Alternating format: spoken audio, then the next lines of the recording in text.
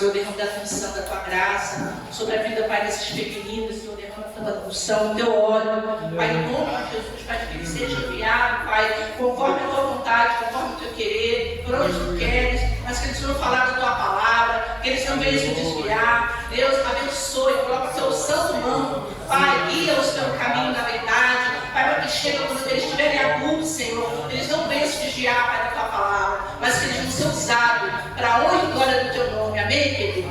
Deus abençoe, amém? Amém. Bom, agora eu acho que eu quero chamar aqui o pastor Leonardo, né, para a gente estar recebendo aqui alguns irmãos.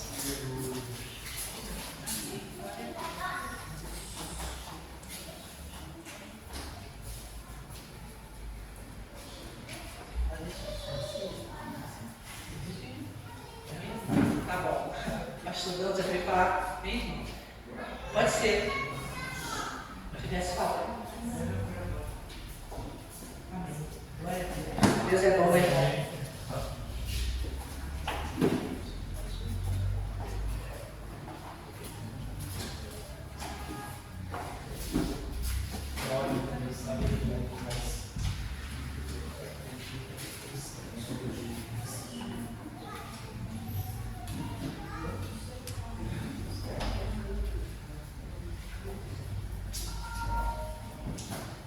A paz do Senhor, amém? Amém. Deus abençoe vocês em nome de Jesus. Pedi uma oportunidade ao pastor, só para me mostrar uma coisa a vocês. O resultado das orações do Arthur. Glória a Deus. Glória a Deus. Glória a Deus. Então, irmãos, ele quando chorou, a casa inteira chorou junto, porque esse menino, desde quando ele foi para o hospital, nunca mais chorou. Aí nós oramos a Deus, pedimos ao Senhor, Senhor, por favor, deixe de chorar, porque não estava mais soltando voz, não estava mais soltando som. Quando foi de manhã, depois da oração, ele abriu o orelho, chorou, aí eu chorei, minha esposa chorou.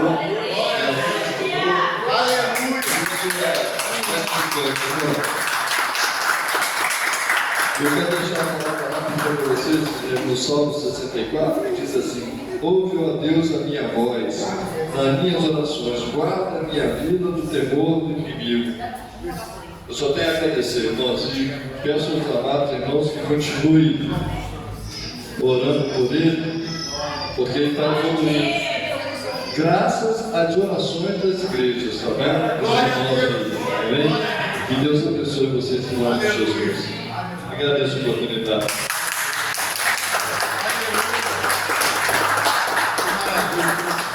Glória a Deus, aleluia. Eu me emociono, viu, irmãos, porque a gente que é pai, quem é mãe, né, a gente pede muito para os nossos filhos.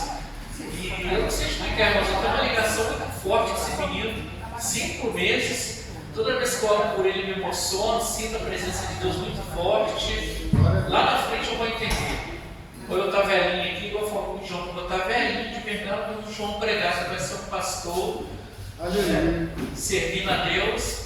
E Deus já me mostrou que o Arthur vai ser da obra de Deus, vai pregar o evangelho, vai contar o testemunho dele, de quando era criança. Eu quero estar sentado aqui, irmãos. Peço a Deus para eu me manter ainda na terra para ver essas crianças crescendo na presença de Deus, sendo abençoados e fazendo a obra. Amém? Amém. Irmãos, eu gostaria de agradecer a todos pelo almoço. Eu não sei se o pastor Ricardo, a pastora Cacilda, a Selma, a Lúcia, né, ao Vinícius, a Sibeli, eu estava sentado. Que momento gostoso nós tivemos lá em casa hoje na sala, né? Eu não sei se vocês vão perceber, eu senti forte a presença do Espírito Santo naquele momento na sala, viu, irmãos? A presença foi forte, a gente conversando, brincando, né? A Missy, quando falou que brigou com a máquina de lavar. Mas, irmão, isso marca a nossa vida, irmãos. Eu senti muito a presença de Deus, muito. Eu não falei com os irmãos, depois eu fui lá falar com a máquina de lavar, perdoa minha esposa, ela não sabe o que ela fala. Né? Eu senti muito forte a presença de Deus lá na sala, meus irmãos. A gente tem que marcar mais, né, irmãos, para estar junto, em comunhão. Hoje, olhando lá em Salmo 133, nos mostra como é bom a gente estar em comunhão com o nosso irmão. E Deus tem feito isso no nosso meio. A gente respeita um outro, a gente não almeja o que o outro tem, a gente respeita, né, a vida do próximo. A gente não tem malícia um com o outro. Já perceberam isso, irmãos? A gente não tem malícia um com o outro, por Espírito Santo, a gente é preocupado um com o outro. Isso é a verdadeira comunhão, irmãos. Glória a Deus. E hoje foi prova disso. Uma pena que os demais irmãos não puderam estar lá em casa hoje, na hora do almoço. Né? E olha, meu irmão, que bênção. Foi um pouco tempo, né, que nós ficamos juntos lá na hora do almoço, mas a presença do Espírito Santo foi muito forte, me marcou, né, irmãos? Esse almoço de hoje. E mais uma vez agradecer a todos que contribuíram de uma certa forma, financeiramente, ou na oração. Né? Vivi-se mesmo entregar, as irmãs já foram lá cozinhar. Foi bênção, viu, irmãos? Vendemos 44 almoços, né? Tem mais 9 ali. Depois, no final do culto, eu vou ver um irmão que quiser levar um almoço, mesmo que não tenha dinheiro hoje, pode levar, viu, irmãos? Pode acertar depois. Ainda sobrou. Sobrou não, né? Teve 54 marmitex, né? E a minha trouxe para a igreja. Amém? Aí foi correndo, a Selma já comprou um, por isso que só tem 9 agora. Né? Eu fiquei feliz que as pessoas gostaram do almoço. Maravilhoso. Né?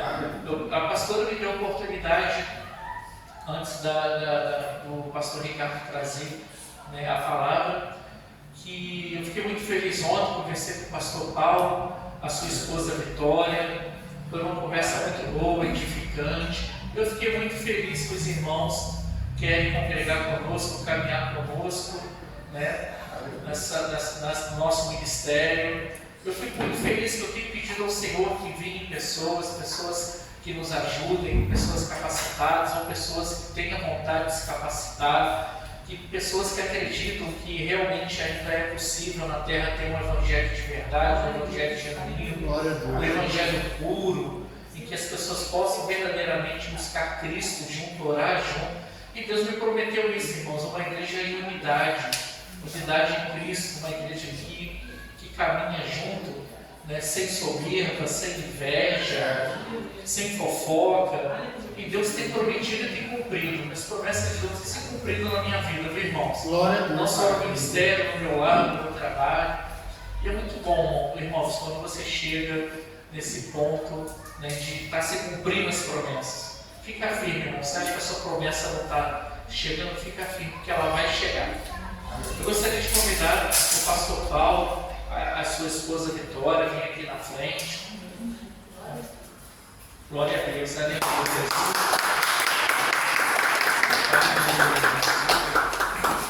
Pastor Paulo e a sua esposa Vitória, não é muito diferente da gente, viu, irmão? Já sofreram muito no Evangelho, já passaram situações, e eu fiquei muito feliz que o irmão teve, né, em oração, Deus mostrou para ele que há uma sinceridade, né, que existe sinceridade ainda na terra. Eu fiquei muito feliz que ele escolheu estar conosco no nosso ministério, conversamos muito ontem. Eu gostaria de saber, a igreja aceita o irmão e a irmã do nosso ministério? Amém! Amém! Glória a Deus, aleluia!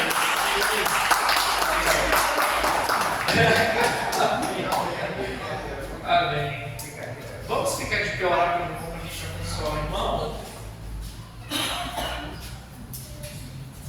Aleluia. Glória a Jesus. Glória a Deus. Glória a Deus, aleluia. Glorioso Deus, eterno Pai, muito obrigado, Senhor. Aleluia. Pela oportunidade de ter colocado o Senhor, pastor Paulo e sua esposa Vitória, em nossos caminhos, Senhor. O Senhor que trouxe eles, Deus, conduzido pelo Teu Espírito, que o Senhor possa estar o abençoando, Deus, em nome de Jesus, abençoando a sua esposa, em nome de Jesus, que ele possa, Senhor Jesus, se encontrar em nosso ministério e o Senhor o conduzir, ó Deus, que ele possa estar somando conosco, Senhor. Eu sou muito grato, Senhor Jesus. O pouco que nós somos, mas no reino espiritual somos muitos, Senhor, porque estamos de coração aberto e sincero para a Tua obra, Senhor. Eu fico muito feliz que existem pessoas que ainda buscam a sinceridade no Evangelho, ainda buscam o verdadeiro Evangelho. Busca o Espírito Santo, busca, Senhor Jesus, a verdade e a vida que é o Senhor. Que o Senhor possa continuar abençoando os dois, ó Deus. Que o Senhor possa, Senhor Jesus, estar, Senhor Jesus, mostrando na Tua obra o que queres que eles façam, Senhor. Muito obrigado pelos dois. Eu oro e agradeço, Senhor, em nome de Jesus. Amém.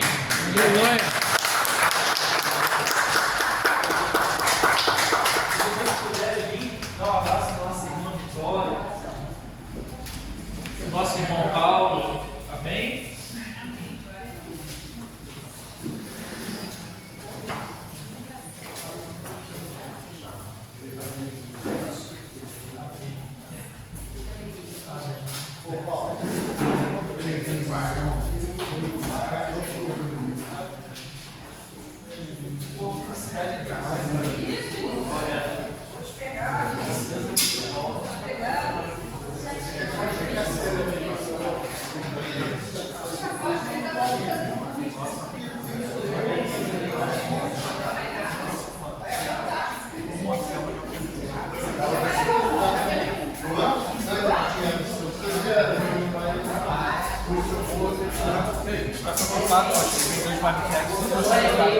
Aleluia, louvado seja Deus. Santo, santo é o teu nome. Amém. Pastor, como você falou do Espírito, né? Eu ia te contar, mas eu não precisa contar. Eu não estava pastor, eu estava vendo um vídeo, uma livezinha, e a igreja estava cheia, uma igreja e o pastor estava falando com uma criança também, que peguei, que ele não ficava com o pescocinho duro. Aí eu lembrei do seu neto. E orei por ele, então assim, a mesma unção que aquela criança recebeu, o seu neto também com certeza está recebendo e vai ficar curado em nome de Jesus. Em nome de Jesus. Glória a Deus. Glória a Deus. Eu gostaria de chamar o pastor Ricardo aqui, por favor, que vai ser o nosso preletor da noite. E o Maria Lúcia, pastora Maria Lúcia. Chama a pastora Miss, vem você também para a gente orar. E eu gostaria de chamar os demais pastores, por favor, só os pastores e pastoras. Amém? Hoje nós não lembramos, né? Mas eu lembrei, o pastor lembra também. Hoje é dia do pastor, amém? Glória a Deus. A gente podia ter feito um lugar especial para os nossos pastores, mas amém, tem, dia da Bíblia, dia do pastor, amém? Pastora Miss, amém? Glória a Deus. Vamos lá. Vem cá, vem cá cantar essa música. Pode, vem. Fazer um favor. Glória a Deus. Amém? Glória a Jesus. Aleluia. Amém? Os irmãos, estenda as mãos para cá, em nome de Jesus, para abençoar nossos pastores, aleluia. Senhor, meu Deus, glorioso, eterno Pai, Pai querido, Pai amado, em nome de Jesus, nessa noite, Pai, queremos entregar a vida, aleluia, da tua filha, do Pai, pastora Alice, nas tuas mãos, pastora Lúcia, pastora Cacilda, pastor Ricardo, pastor Leonardo, pastor Paulo, nas tuas mãos. Pai, Deus, nosso nome de Jesus, nessa noite, está derramando a tua unção sobre a vida de cada um aqui, meu Pai, ao qual o Senhor escolheu para essa grande obra, meu Pai, ao qual o Senhor capacitou, meu Pai, o Senhor chamou, meu Pai, para essa obra, o qual eles não podem parar. Ó Deus Santo, Deus querido, que o Senhor possa fortalecer eles a cada dia, meu Pai, que o Senhor possa sustentar eles na caminhada, porque sabemos que a caminhada é árdua, meu Pai, aleluia, mas é o Senhor que guerreia, é o Senhor que corta laços, joga o barreiro por terra. Pai, em nome de Jesus, que as suas boas mãos possam estar, aleluia, sobre a vida de cada um nessa noite, ó Pai, aonde eles colocarem a planta dos seus pés, ó Pai, que almas possam ser libertas, almas possam ser curadas, almas possam ser salvas, meu Pai, através do teu Santo Espírito. Meu Pai, guia eles sobre o seu bom caminho, meu Pai, abençoa a vida deles com toda sorte de bênção, meu Pai. Em nome de Jesus, repreende a ação do adversário, joga por terra tudo aquilo que não promete de ti. E que eles venham, meu Pai, ficar firmes no teus caminhos, meu Pai, até naquele grande título, meu Pai, nós iremos subir, meu Pai, aleluia, que só possa estar, meu Pai, na vida deles, aleluia, cobrindo eles com teu sangue, meu Pai. Assim a igreja ora, entregando cada um nas tuas mãos, meu Pai, te agradecendo pela vida deles, meu Pai, no nome de Jesus, amém, as palmas ao Senhor.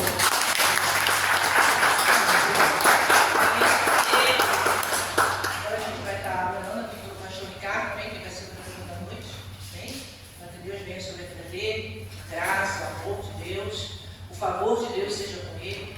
Senhor Deus, eu quero te pedir agora nesse momento, mais uma vez, te agradecer em primeiro lugar, agradecer com a gratidão diante da tua presença, do teu amor, Pai, da tua grandeza, você tem olhado para nós com um olhar tão amoroso, já, papai. E nós só temos que te agradecer, Pai, por todas as coisas que acontecem sobre as nossas vidas. Eu coloco diante de ti a vida do pastor Ricardo, nessa noite, nesse momento, abre o seu céu, Pai, o seu trono de glória, que o Senhor possa derramar um óleo sobre a mente, sobre a cabeça, sobre o corpo, sobre o coração, Pai, desse pastor, em nome de Jesus, para que ele possa, Pai, a cada dia te servir mais com a tua amizade, para que o Senhor possa, Pai, cada dia mais, Pai, encaminhar o teu servo na direção que ele tem que ser, aquilo, Pai, que o Senhor preparou para a vida dele, os livramentos, Pai, eu te agradeço, que o Senhor deu para a vida do pastor Ricardo, as curas que o Senhor fez na vida dele, aquilo que você tem restaurado, a mente, o coração, o corpo, a medula, Pai. Em nome de Jesus, Pai, nós clamamos pela tua visitação e peço a Ti, Espírito Santo, vem falar através da voz, usa a voz do pastor Ricardo, Pai, usa com sabedoria, com graça, para que ele, Pai, possa expressar teu amor, aquilo que o Senhor tem para entregar para a igreja hoje.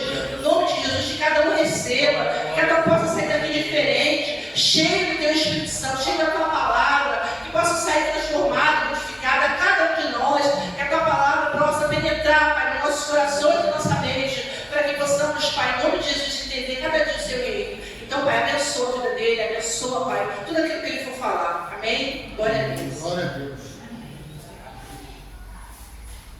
Graças a Deus, amém? Amém. Podem ficar em pé um pouquinho? Estou brincando, estou brincando. Eu sempre quis fazer isso, rapaz. Eu queria fazer uma dúvida. É que eu já fiquei tempo nisso, sabe? Eu falei, um dia eu vou fazer só uma amiga aqui. Amados, hoje eu vou trazer uma mensagem um pouco diferente.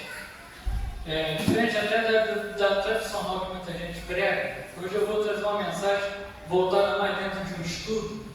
E nós vamos falar sobre 2 lições práticas dentro dessa mensagem, amém? Então eu peço que vocês fiquem tranquilos, tá? Lá para meia-noite a gente está terminando, quem acorda cedo aqui amanhã pode ficar tranquilo, meia-noite a gente encerra, a gente vai embora, tá bom? Olha Deus. Amém? Falaram amém? Então, ó, os Espírito Santo estão ouvindo isso, amém. Vamos, abre a sua Bíblia no livro de Marcos, Marcos capítulo 8, só que nós não vamos ler agora, tá? Daqui a pouco eu vou dizer qual é o versículo, porque antes nós vamos fazer essa leitura juntos. E nós vamos meditar dentro dessa leitura e vamos extrair dessa leitura 2 lições práticas para a nossa vida. Amém? Amém. Agora olha aqui para mim, a chave aí, Marcos 8. Fica depois de Mateus. Se localiza assim na Bíblia. É porque o pastor já falou ali. Qual foi o livro que tu falou lá? Jubileu. Falou para ele, procurei o que está escrito no livro de Jubileu. O Edson ficou procurando. Eu falei, cara, meu Deus do céu. Eu estou explicando o que eu tenho, mas a gente não tem Marcos. Amém? Não, pode deixar aceso aqui. Agora, a gente não vai ler agora. Irmãos, olha só. Existe uma intimidade muito grande, uma ligação muito grande entre o cristão e a palavra de Deus. Amém? Uma coisa não pode viver sem a outra. Nós não podemos viver sem a palavra de Deus. Amém? E a palavra de Deus parada, estagnada num lugar também, ela depende de alguém que a humanizeie, alguém que pegue, alguém que leia. Então a Bíblia também precisa de nós, como nós precisamos da palavra muito mais. Amém? E existe característica que todo cristão tem que ter em relação à palavra de Deus. Quem está entendendo? Característica clara que cada um de nós temos. Existem 4 características que todo cristão tem que ter em relação à palavra de Deus. Não tem como você não ter essas 4 características. Se você tiver 3 e não tiver uma, está errado. Você tem que ter as 4. Não pode ter uma e não ter a outra. Tem que ter as 4 características. Amém? Sendo que a 4 característica, a 4ª, ela, na minha visão, ela é a mais importante de todas as 4. Porque sem essa 4ª característica, as outras 3 praticamente, pela minha visão, não tem assim muita finalidade. Está entendendo? Meu Deus. Então, 4 características que todo cristão tem que ter em relação à palavra de Deus. Primeira característica, ele tem que amar a palavra de Deus. Irmãos, se nós não amarmos a palavra de Deus, nós não estamos sendo fiéis ao próprio Deus. Agora, quando eu falo em amar a palavra, eu não estou falando em idolatrar a palavra. Porque se você não sabe, idolatrar a palavra é pecado. Está entendendo? Por quê? Porque você está idolatrando o quê? Uma uma obra, e nós temos que idolatrar o autor da obra. Quem escreveu que foi o nosso Deus, quem elaborou que foi o nosso Deus, é a Ele que nós temos que adorar, mas nós temos que amar a palavra de Deus. Amém? Segunda característica que todo cristão tem que ter: se ele ama a palavra, então ele vai ler e meditar sobre o amor que ele tem. Então você me entendeu? E por que ler e meditar? Porque se você for só ler, você vai ter aventura, você vai ter guerra, você vai ter traição, você vai ter ficção científica, você vai ter terror, você vai ter tudo isso na sua leitura da Bíblia. A Bíblia traz tudo isso. Todos os gêneros que nós conhecemos estão na Bíblia. O romance, né, traição, adultério, está tudo dentro da Bíblia. Então, quando você lê meditando é diferente. Por quê? Porque você, quando medita, você vai ter todas essas coisas, mas você vai ter o esclarecimento daquilo que você está lendo. Está me entendendo? Então, você, quando lê a palavra de Deus, meditando nela, e meditar, você lê, você passa direto, não é isso? Você pega um livro aí, você lê, você não tem mais vontade de ler aquele livro. Mas a Bíblia, quando você começa a meditar, você lê e dá vontade de reler novamente. E você meditando, Deus vai falando com você, Deus vai mostrando para você. Amém? Terceira característica que todo cristão tem que ter em relação à palavra de Deus: se ele ama, se ele lê e se ele medita, é porque ele crê que Deus fala através da palavra. Amém? Agora vem aqui. Deus, ele fala de várias maneiras com o ser humano. Ele fala através da sua voz, né? Nós ouvimos Deus falando. Deus fala através dos seus profetas, não é isso? Deus fala através, né, de uma criança, de um gesto. Deus fala até pela natureza, né? A natureza não é Deus, mas Ele usa a natureza muitas das vezes para falar conosco. Mas a maneira que Deus mais usa para falar comigo, com você, é na palavra de Deus, não tem outra. Você está me entendendo? A palavra, quer ouvir Deus falar, é na palavra de Deus que você vai ouvir Deus falar com você. Porque é a única maneira que Deus mais usa para entrar em comunicação conosco. Amém? Quarta característica. E essa quarta característica você vai poder falar assim: que isso, pastor? Não acredito nisso. E aqui eu já conheço duas pessoas que têm essa quarta característica que nem eu. Pastor Léo e o Vinícius. A quarta característica que todo cristão tem que ter: ele tem que ser curioso. E eu vou dizer uma coisa: quando eu falo sobre curiosidade, eu não estou falando de curiosidade de fofoca, não é isso? De querer que o irmão chegue a você: pô, você viu o irmão fulano? Aí eu quero fala. Isso é fofoca. Agora, quando eu falo de curiosidade, é curiosidade dentro da palavra de Deus. Por quê? Porque você, quando é curioso na palavra de Deus, você vai poder então entender aquilo que Deus está querendo falar com você. Deixa eu falar uma coisa para você: ninguém é mais curioso do que o pastor Ricardo. Já fui mais, hoje eu estou menos, mas eu era muito curioso. E quando eu me converti, lá nos meus 20 e poucos anos, eu era totalmente curioso mesmo. Se você dissesse para mim: aquela casa é mal assombrada, meia-noite, ninguém entra naquela casa, eu entrava para querer ver. Eu era curioso mesmo para saber essas coisas. E aí, quando eu me converti, o meu pastor chegou para mim, eu vim do ocultismo, sabe? Então, quando eu me converti, o meu pastor chegou para mim e me deu uma Bíblia. E ele, quando ele me deu uma Bíblia, ele falou assim para mim: Ricardo, você pega essa Bíblia, você lê e medita nela, porque Deus vai falar com você. Quando eu imagino um curioso ouvindo isso, irmão, eu parei e pensei assim: o quê? Deus vai falar através de um livro? Eu falei: essa eu quero ver. Essa eu pago para ver. E comecei a ler meditando, crendo de que Deus iria falar comigo. E como Deus falou profundamente no meu coração através da leitura e da meditação da palavra. Amém? Então, nós temos que ser curiosos dentro da palavra, porque a nossa curiosidade vai fazer nós queremos entender o que a Bíblia está querendo dizer. Porque ver você ler a palavra, ele passa de vai lendo assim, direto, não para tentar parar e ver as curiosidades que a Bíblia nos traz. Irmão, quantas coisas interessantes a Bíblia traz. Coisa que eu parava assim e falava assim: não, peraí, tem alguma coisa errada nisso aqui. Irmão, eu já fiquei meditando em passagens da Bíblia mais de um mês, dentro de um único versículo, para tentar entender por que aquele versículo, por que aquilo ali aconteceu. Porque você é uma pessoa curiosa, de querer saber, de querer conhecer as coisas. Que nem a pessoa que tem curiosidade em querer aprender por que um avião voa, por que uma eletricidade ela existe. esse tipo de curiosidade que eu estou falando, a curiosidade de querer aprender. Vocês estão me entendendo? Amém? Quem está entendendo, diga amém. Amém. Quem quer que eu pare, diga amém. Amém. Ah, então eu vou parar. Porque eu Não? Não Então tá. eu vou ficar pela maioria, tá, cara? Tá, não vai. Beleza, eu vou ficar pela maioria aqui, tá?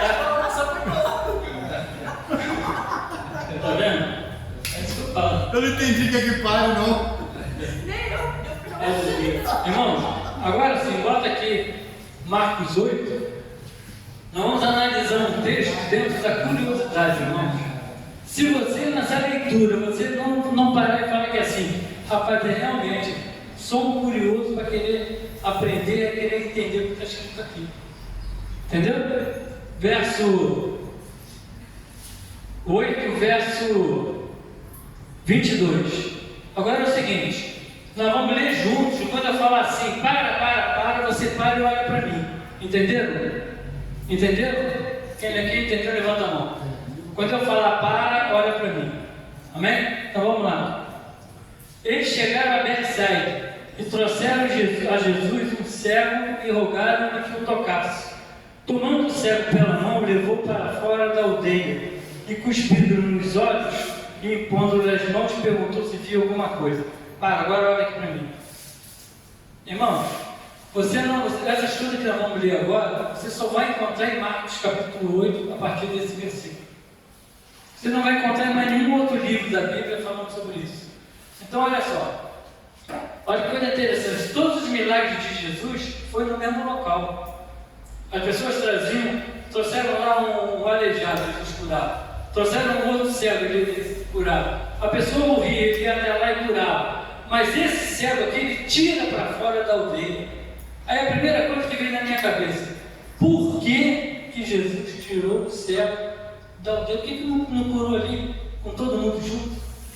Não é uma coisa que causa curiosidade, não? Para pensar. Aí eu comecei a pesquisar.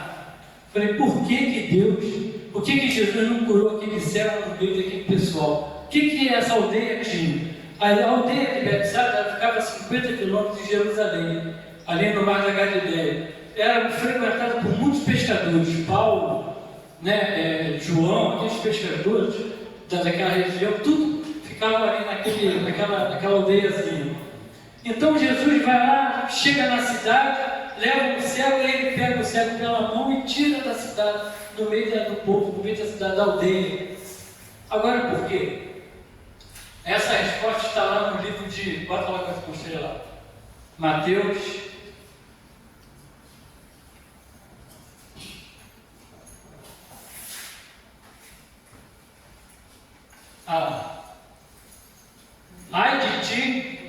Ai de ti, Corazim, ai de ti, Betsaida. Olha a cidade ali, ó. Betsaida, cidade na aldeia. Porque se em Tiro e em Sidom fossem feitos os prodígios que em vós se fizeram, há muito que se teriam arrependido com saco e com cinza. Continua. Então vai ter mais uma. Por isso eu vos digo que haverá menos rigor para Tiro e Sidom no dia do juízo do que para vós. Vai. E tu, Cafarnaum, que fostes erguido até o céu, serás abatido até o inferno. 3 cidades em que Jesus anunciou: Corazim, Cafarnaum e Betsaida. São as 3 cidades que Jesus mais fez milagres. Olha essa coisa interessante. Jesus não fez mais nenhum tipo de milagre a mais do que nessas 3 cidades. Então por que Betsaida foi, então Jesus tira do meio? Simples. Eles eram incrédulos. Essas 3 cidades eram incrédulos. O que é incredulidade? É aquilo que uma pessoa está fazendo e você não está crendo nisso. Tu já viu? Quem que acompanhou aqui quando você está orando com um demoniado e fica lá 1 hora, 2 horas e o demônio não sai? De maneira nenhuma. Aí o pastor fala que é assim: pega ele e leva ali para o gabinete. A pessoa chega no gabinete, não leva 1 minuto, é liberta. Isso aconteceu comigo uma vez. Nós ficamos orando com uma pessoa endemoniada, um jovem. Ficamos ali horas e horas, nada aconteceu. A pessoa falou assim: Ricardo, junto com o Bacelar, leva ele para ele e ora lá. Aí nós levamos ele para o gabinete do pastor. Quando chegou lá, irmãos, o jovem, ele andava igual a aranha, assim, chão, subia na parede assim, né? E voltava. Agora, aí eu e o Marcelo, que era do Espírito também, botamos a mão, repreendendo, ele foi curado. Foi liberto na hora. E nós voltamos. Aí depois chamei o pastor e falei assim, pastor, por que nós ficamos quase 2 horas e ele não foi liberto? Não, levou 1 minuto e ele foi liberto. Ele falou que assim para mim, incredulidade na igreja. Quando existe incredulidade no meio da igreja, não há manifestação de milagre. Deus não se manifesta em milagre no meio de incrédulos. Incrédulo atrapalha, impede a operação do Espírito Santo.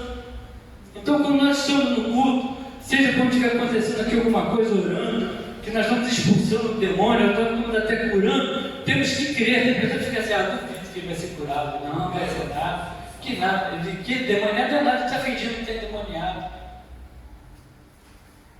Isso impede a ação do Espírito Santo.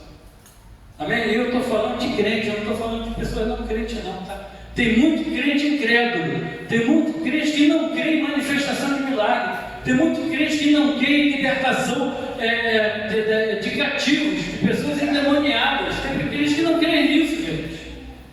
Sabe, eu conheço igreja que se você cair endemoniado, ele pega você e leva para o hospital, diz que você está passando mal. Não, ele está passando mal, leva para o hospital. Se você der um glória sentado aí, um ouvinte de você fala que você está passando mal, meu, fica quietinho. Não há manifestação. Então tem igreja que não há manifestação nossa para com Deus, nós somos impedidos. E como é que Deus vai agir nisso? Então não há manifestação de milagre no meio da incredulidade. Então, irmão, temos que ter crer, nós temos que crer. Crer que Deus ainda cura hoje, crer que Deus ainda liberta hoje, crer que Deus ainda salva e está salvando hoje. Aleluia! Aleluia! Amém? Vamos continuar. Aleluia, Jesus. Eu estou em Mateus. Tomando certo pela mão, levou para fora e cuspiu nos olhos. Olha aqui. Gente, cuspiu nos olhos. Quando eu li isso, eu falei assim, não, peraí, Jesus é tão mal educado assim que cuspiu no ceguinho? Será que ele era ceguinho e não estava vendo? Vocês imaginam se agora o pastor Leonardo chama você aqui na frente, você está com um problema, e o pastor Leonardo, antes de orar com você, cospe em você, o que você vai fazer? Está maluco, pastor? Está doido? Ou pior ainda, se ele chamar você e falar assim, abre a boca, você abre a boca e ele cospe dentro da boca. O que você ia fazer? Ia dar uma cadeirada? Mas sabe que Jesus fez isso? Jesus, para curar um mudo, ele cuspiu dentro da boca do mudo. Agora curiosidade, gente, você não está curiosidade em querer saber por que não? Sim. Primeira coisa que eu falei para mim, por quê? Eu falava, Deus, por que, Deus? Eu levantava, sabe, eu ficava assim, eu falava, Deus, por que cuspiu no ceguinho, Deus? Coitado do ceguinho, ele levou aquela cuspada que ele estava achando que estava chovendo. Por quê? Irmãos, por que Jesus fez isso? Porque naquela região, quando você ia ter com alguém precisando de alguma coisa, e aquela pessoa chegasse para você e falava que assim para você, eu tenho condição de fazer o que você quer. Ela cuspia na pessoa. Isso era um sinal. Incrível, isso é coisa de área, sabe? Coisa lá de localidade, né? Tinha essa mania. Então, quando Jesus faz isso, é para o céu entender que quem estava na frente dele tinha condição de curar sua cegueira. Meu Deus. Aleluia. Não é isso? Agora não é agora para me chegar hoje em dia, chamar um irmão e cuspir nele. Jesus fez isso, e só fez isso nessa passagem, gente. Você não vai encontrar, você vai encontrar ele cuspindo no chão, fazendo lodo. Aí eu pergunto, por quê? Você vai encontrar Jesus cuspindo dentro da boca. Por quê? Jesus enfiou o dedo lá no ouvido de um surdo. Por quê? Tudo tem um porquê, tudo tem que ter uma curiosidade de você querer entender. Então, quando você pega a Bíblia e você medita na palavra, igual eu falei que é a terceira característica, você está meditando, você está querendo saber, a tua curiosidade tem que levar a aprender o porquê daquilo. Por que Jesus está fazendo aquilo? De que maneira Jesus está fazendo isso? Por quê? Esses porquês têm que ser respondidos. Está entendendo, irmão? Então, quando eu falo sobre curiosidade, dificuldade é justamente para você poder aprender aquilo que Deus quer falar com você. Seja curioso na palavra, gente, seja curioso. Glória a Deus. Aleluia. E impondo-lhes as mãos, perguntou se via alguma coisa. Ele levantou os olhos e disse: vejo os homens, pois os vejo como árvore que andam. Olha aqui para mim. Irmãos, Jesus, nessa passagem, ele não curou direto o ceguinho. Você já olhou na Bíblia alguma vez isso acontecer? Nas façanhas de Jesus? Toda vez que Jesus impunha a mão, a pessoa era curada na hora. Não é isso?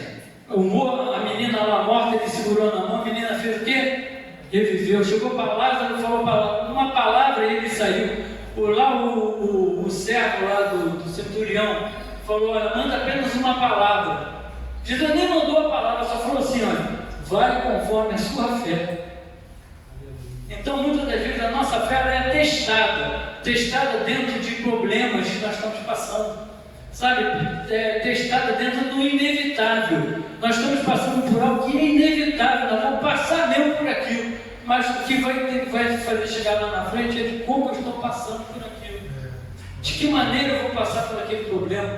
Será que eu vou passar por aquele problema sendo derrotado? Será que eu vou passar por aquele problema sabendo que eu vou ser um vitorioso? E se nós somos cristãos, se nós somos filhos de Deus, nós passamos pelos problemas e ganhamos o problema. Nós vencemos o problema. Amém? Amém. Agora, nesse caso aqui, o ceguinho estava lá. Jesus impôs as mãos, orou e perguntou.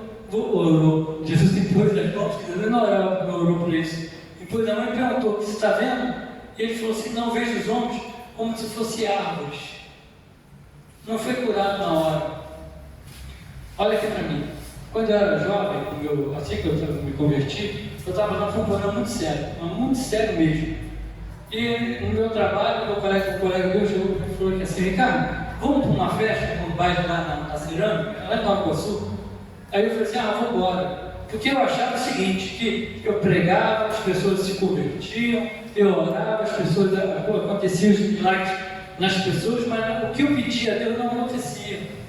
Aquilo que eu queria de Deus não acontecia na minha vida, e aquilo me deixava triste. Então eu achava que Deus não me amava, ou me amava apenas para me usar. Olha só a cabeça do homem. Aí eu falei assim para ele: tá bom, vamos embora. Aí nós fomos. Aí chegamos lá, tinha a entrada do baile. Aí eu falei assim para o meu amigo: eu vou ali dentro, vou comprar uma Coca-Cola para mim, que eu estou com... Imagina, gente, verão em Nova Iguaçu, na Cerâmica. Não sei se alguém que conhece, mas é mais de 40 graus, e à noite 35, 36 graus brincando. Aí eu entrei no salão, todo mundo dançando, né, aquela música tocando, e o bar ficava no final. Eu tinha que passar por dentro do salão. Aí eu fui passando. Quando eu chegou no meio mesmo, a música parou. Aí eu falei assim: vai, parou. Aí eu comecei a olhar para as pessoas com a boca mexendo, mas não saía som. Aí eu fiz assim, quando eu abri, mudou, eles estavam igual árvores. Já viu aqueles desenhos animados, aquelas árvores com a boca? Eu fiquei assim, é assim mesmo. Aí eu falei assim: meu Deus. Aí eu parei e fiquei assim, falei: o que está vendo comigo? Aí Deus falou assim comigo: volta para a sua casa, porque aqui não é o seu lugar. Porque Glória a Deus. Aleluia. Aleluia. Glória a porque Deus. eu te amo. Jesus amado. Glória a Deus. Eu voltei, aí o colega falou: mas cadê refrigerante? Eu falei assim: cara, você me leva para casa? Aí, por quê? Não, porque Deus me mandou embora. Aí tudo bem, já me conhecia, né? Todo mundo me levou para casa. No outro dia eu perguntei assim para ele: aí você voltou? Eu disse: eu não, você falou que Deus mandou você embora, eu vou voltar para quê? Vai que aconteceu alguma coisa. Eu fui para casa dormir também. Então, isso que o ceguinho estava vendo, eu também vi. Sabe, irmão, então muitas das vezes nós achamos que as coisas que acontecem conosco é porque Deus não nos ama. Mas não é não, gente. É porque Deus quer ver até onde vai a nossa fé.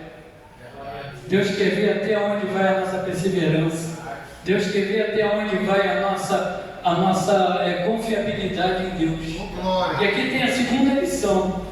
A segunda lição é que toda vez que você está orando por alguém para ser curado, ela pode não ser curada na hora, porque tudo tem um tempo, até uma cura. Você já viu alguém orar para uma pessoa que está 30 dias em coma? Aí você vai na hora e Deus fala que é assim para você: Deus vai curar ele. Aí você fala para a família: Deus vai curar ele. Mas ele ainda fica ali um tempo ainda deitado na cama. Mas ele vai melhorando aos poucos até. Isso aconteceu com o nosso apóstolo, né? O apóstolo Edson foi orar para uma pessoa que estava 30 dias em coma, desenganado, magro igual uma vareta. E Deus falou assim para ele: clama e expulsa o espírito da morte. Ele orou, expulsou o espírito da morte. Você agora fala para a família que ele está curado. Curado, mas ele continua lá dentro dos aparelhos, da mesma maneira. Mas ele falou assim: olha, ele está curado. Uma semana depois eu não estava em pé. Mas levou uma semana para ele levantar. Então, às vezes nós oramos e achamos que a cura tem que ser automática. E nem sempre a cura é automática, gente. Nem sempre aquilo que nós estamos orando é automático, ele é um tempo de Deus. Então, você está orando para alguém se converter e a pessoa até piora. Quando depois que eu comecei a orar, piorou ainda a vida. Mas tudo é um tempo. Deus vai agindo devagar, Deus vai agindo dentro Glória a Deus. dentro da vontade dele. E ao mesmo tempo ele vai testando a mim e a você. Que ele quer saber até onde vai a fé dele. Até onde vai a fé desse homem. Falando assim, parece até que a gente pensa assim: poxa, mas se Deus é onisciente, então ele sabe até onde vai a minha fé. Não é isso? Deus, quando a passagem lá de Jó, quando o diabo vai lá e fala aquelas coisas, que Deus fala, vai lá e toca, né? Você escreve a história de Jó. Deus estava querendo mostrar não para o diabo quem era Jó, mas mostrando para Jó quem era Deus. Porque Jó continuou dentro da sua fé. Então muitas das vezes o diabo acusa, dizendo: ele só está ele só está diante de ti porque você abençoa ele. Ele só está diante de ti porque ele tem um bom emprego. Ele só está diante de ti porque ele tem uma boa família. Tira isso dele. Será que nós estamos preparados a ter exatamente aquilo que Jó teve? Ou até perto daquilo que já teve? Será que se eu perder a minha família, se eu perder o meu emprego, eu vou continuar sendo fiel a Deus? Isso é muito sério. Sabe, isso é sério demais. Porque veja bem, orarmos a Deus, nós dizemos que cremos em Deus, dentro na bonança é ótimo. Eu quero ver tu fazer isso na tempestade. É na tempestade que nós somos provados. É na tempestade que a nossa fé é provada. É na tempestade. Quer ver aqui uma coisa interessante quando a gente fala sobre fé? Jacó não, é Abraão e Isaac. Todo mundo aqui sabe que Deus pediu o que a Abraão? Pediu o filho dele, não é isso? Deus então vai lá, prepara tudo e sai de manhã. O menino está do lado, Isaac tinha 12 anos. 12 anos, já entendia das coisas, tá? Então ele está andando ali, ele chegou lá e falou assim: pai, olha só, eu estou vendo aqui a lenha, estou vendo aqui o altar prontinho, estou vendo o cutelo, estou vendo até o fogo. Mas e a oferta? Aí Abraão diz o que para o menino? Deus proverá. Mas quando ele pega Isaac e bota em cima do altar, o que Isaac deve ter pensado? Irmãos, eu sou meio pancada da ideia nessas coisas da Bíblia. Eu fico pensando assim: quando eu chegar lá, eu vou chamar Isaac e vou dizer assim: Isaac, o que você pensou naquela hora? Você já parou? Olha a curiosidade. Você já pensou o que Isaac pensou quando deitou ali, gente? A gente fala muito sobre a fé de Abraão, mas é a fé de Isaac.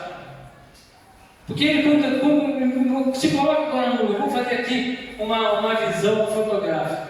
É você se colocar. O que é uma visão fotográfica? É você se colocar no lugar da pessoa. Então agora nós somos Isaac.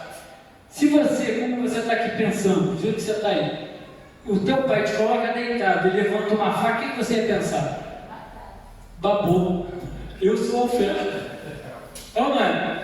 Então eu fico imaginando Isaac. Para mim, a maior fé que tem é de Isaac.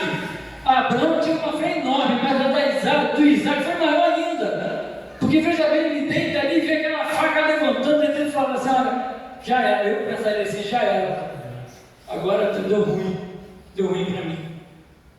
Deu para entender, irmão? Então, muitas das vezes Deus quer ver até onde vai a sua fé. E Deus ali não testou só Abraão, não. Testou Isaac também. Porque ele estava à vontade de Jó. A Bíblia não fala se quando ele pegou Isaac e botou, Isaac se esperneou, você falou, pai, para, que isso, pai, que isso, eu que sou oferta? Não, a Bíblia não relata sobre isso. Então eu imagino o seguinte, que Isaac tinha fé em Deus, porque ele conhecia Deus e também conhecia o pai. E sabia que daquilo tudo ali alguma coisa ia acontecer. Primeiro pelo que o pai falou lá embaixo. Eu e o menino vamos lá, vamos sacrificar e vamos voltar. Então ele usou o que? O plural, vamos. Ele não falou eu vou voltar, vamos voltar. Então aqui isso aí foi a pega que Isaac deve ter tido. Mas eu tenho essa curiosidade, sabe? Eu já orei a Deus, já pedi, já eu li essa passagem, já falei, Deus, o que Isaac pensou? Deus não me falou, não. Eu não encontrei em lugar nenhum. Entendeu? Mas é uma das coisas que a nossa curiosidade nos leva a pensar. Então eu fico pensando assim, quando eu chegar lá no céu, eu vou chamar Isaac, eu vou perguntar, Isaac, e aí? Como é que foi lá naquele dia? Não é isso? Então, rapaz, a nossa fé muitas das vezes nos leva a passar por coisas inevitáveis. Quer ver uma outra aqui? Ananias, Misael e Azarias. Quem conhece aqui? Levanta a mão. Quem são? Sadraque, Mesaque e Abednego. Isso aí, esses são os nomes babilônicos, mas os nomes deles judeus, Ananias, Misael e Azarias. Veja bem, eles estavam lá no meio de um povo e saiu uma ordem lá, olha, quando tocar todos os instrumentos, todo mundo tem que se ajoelhar diante da estátua de Nabucodonosor. Agora imagine uma praça cheia de gente, milhões de gente, todo mundo abaixa, 3 candangos ficam em pé. 3 jovenzinhos ficam em pé, todo mundo abaixando e eles lá em pé.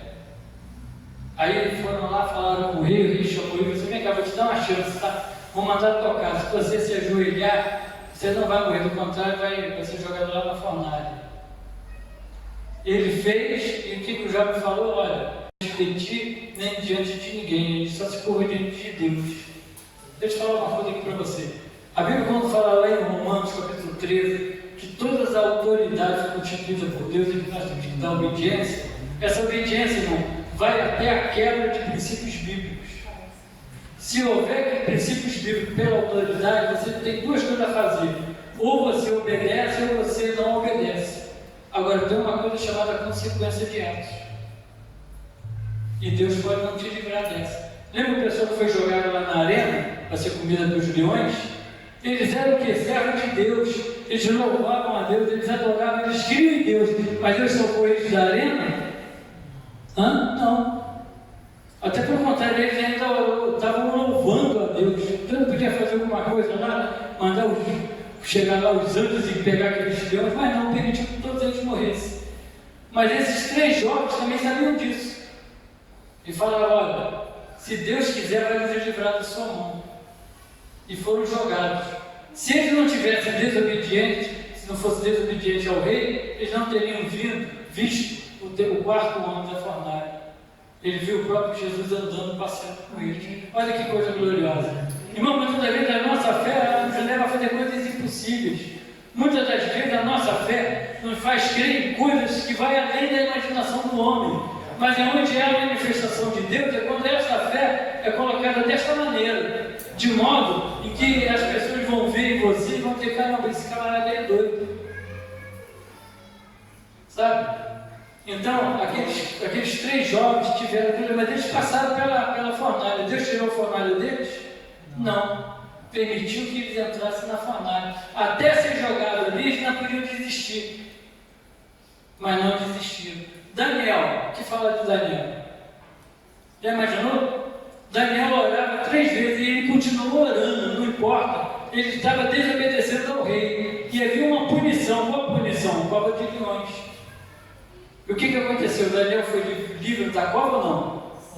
Não, ele foi jogado na cova. Ele foi livre dos leões, da cova não. A cova foi jogada. Porque pela sua fé, porque quando a gente tem fé, a gente tem que crer também. Irmão, se você falar que crê, mas não tem fé, você não crê nem tem fé. Se você falar que tem fé e não crê, você não tem fé e nem crê. Porque quem tem fé, crê. Quem crê, crê porque tem fé. Vocês estão entendendo? Então, quando as coisas acontecem na nossa vida, irmãos, tenha fé e creia que Deus vai fazer a obra na sua vida. Você está entendendo? Então, o ceguinho ali, na segunda vez, vamos continuar a leitura.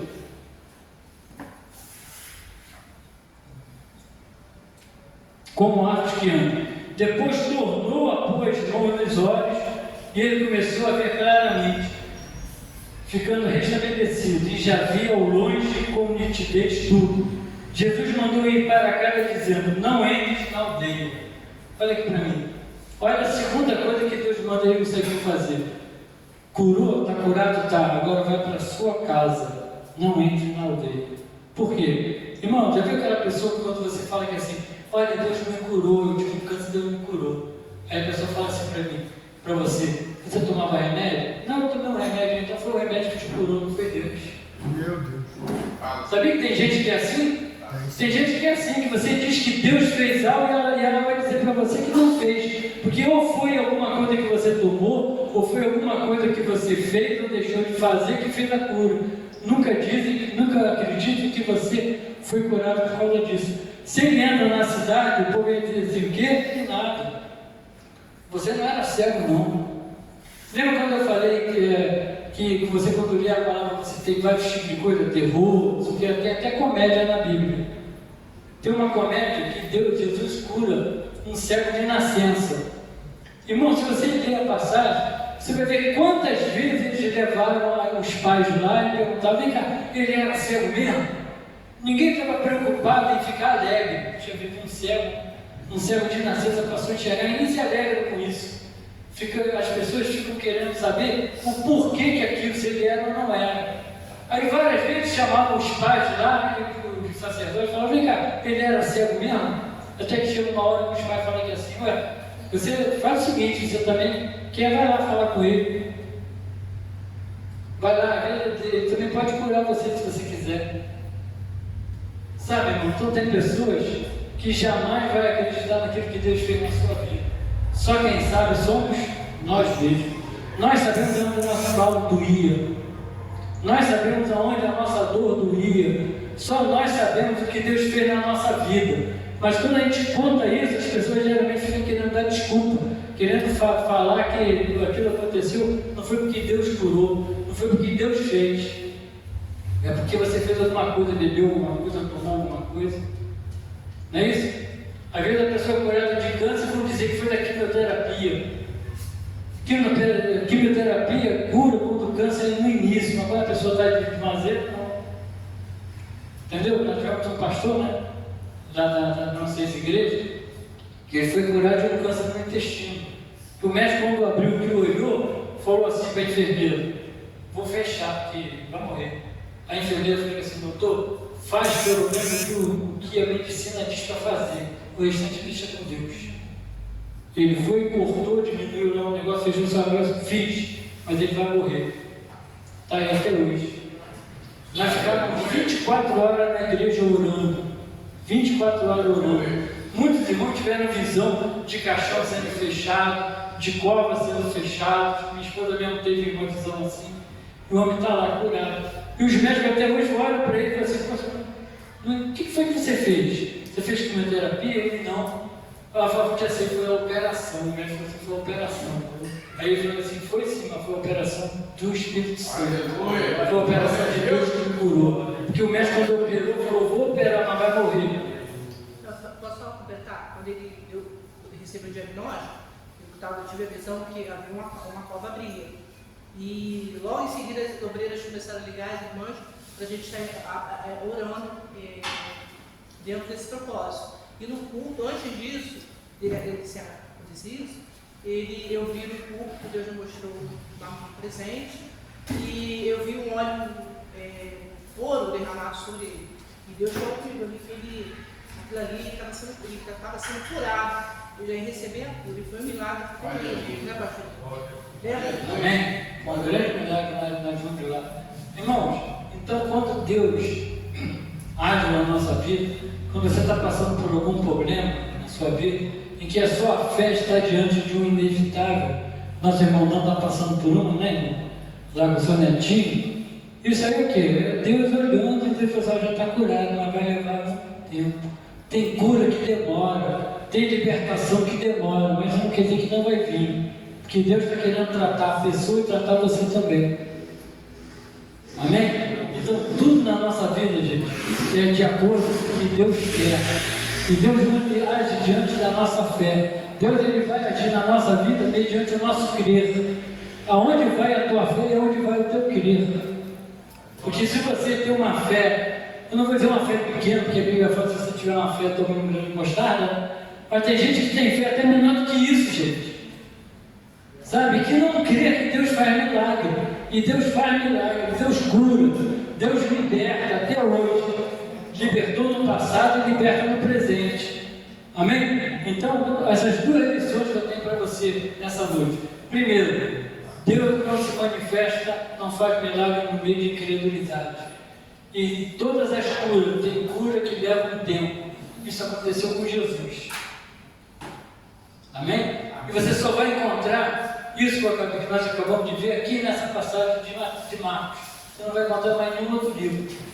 E lembra bem, seja curioso com a palavra de Deus. Pergunte a Bíblia. Pergunta a Bíblia que a Bíblia vai te responder. A Bíblia responde, gente. Eu aprendi que existem palavras atrás de palavras do versículo. Existem coisas que Deus fala para você e não fala para mais ninguém. Entendeu? Tem coisas que Deus vai liberar para você na sua meditação, na palavra, que Ele não fala para ninguém. Amém? Tiver essa coisa mesmo que eu fui ver, por quê? O que Jesus cuspia na pessoa? Poxa, então vamos ter aquela curiosidade de querer saber. Irmão, seja curioso em querer saber por que as coisas acontecem. Vê lá aquela passagem de Josué, que fala lá que parou o sol e a lua, não é isso? Não foi o sol e a lua que parou, nem foi a terra. Foi todo o universo que parou. Porque os cientistas dizem o seguinte, que se a Terra, só a Terra, parar na sua rotação, todos os planetas se coludem, vão bater um no outro. Porque é tudo bem organizado, bem dentro de uma coisa certinha, sabe? Nada sai fora. Eles dizem que se sair fora, todo o universo vai se colidir. Então, quando a gente lê essa passagem, a gente não pode pensar que Deus parou um diazinho, algumas horas, não. Deus mexeu em todo o universo. Por quê? Porque um homem falho, pecador, como eu e você, ousou levantar a mão e pedir para que Deus parasse. Imagina o que Deus pode fazer por mim e por você, irmão. Aleluia!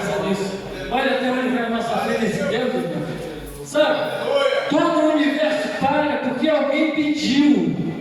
Gente, um homem como eu e você, gente, imagina. Pecador, falho também, mas que levantou a sua voz e pediu ao grandioso Deus. Imagina o que Deus vai fazer por você. Se lá em João vai dizer que Deus nos deu o poder de ser filhos de Deus. Se eu sou filho, gente, o que teu filho pedir por você, você não faz? Não é isso? Se seu filho pedir uma coisa, você não vai fazer? Tem pais aí que até roubam para poder fazer isso, para fazer alguma coisa. Imagina o nosso Deus, o que vai fazer por nós. Isso é poder de Deus, ser filho de Deus. Amém, amados? Que Deus possa abençoar vocês grandemente. Vamos ficar de pé. Eu ia terminar meia-noite, mas eu fiquei com pena de vocês. Então estou terminando agora, tá, gente? Vocês vão acordar cedo amanhã. Eu não vou acordar cedo mais. Então fiquei com pena, vou deixar eles para casa. Amém? Amados, vamos esquecer na nossa cabeça essas 4 características que eu falei. Coloque isso na sua vida. Coloque isso no seu dia a dia. E principalmente, nunca esqueça de ser curioso em relação a tudo aquilo que Deus faz. Amém? Se você não entender, se você não compreender, procure um pastor, procure um professor que possa te dar um esclarecimento maior sobre aquele tema. Nós temos aqui um curso muito bom, tá, irmão? A Escola do Conhecimento Bíblico, que nós falamos sobre essas coisas aqui, ó, essas coisas profundas. A gente estava ali atrás, até o Eric falou assim para o pastor Léo, abre no Salmo 151.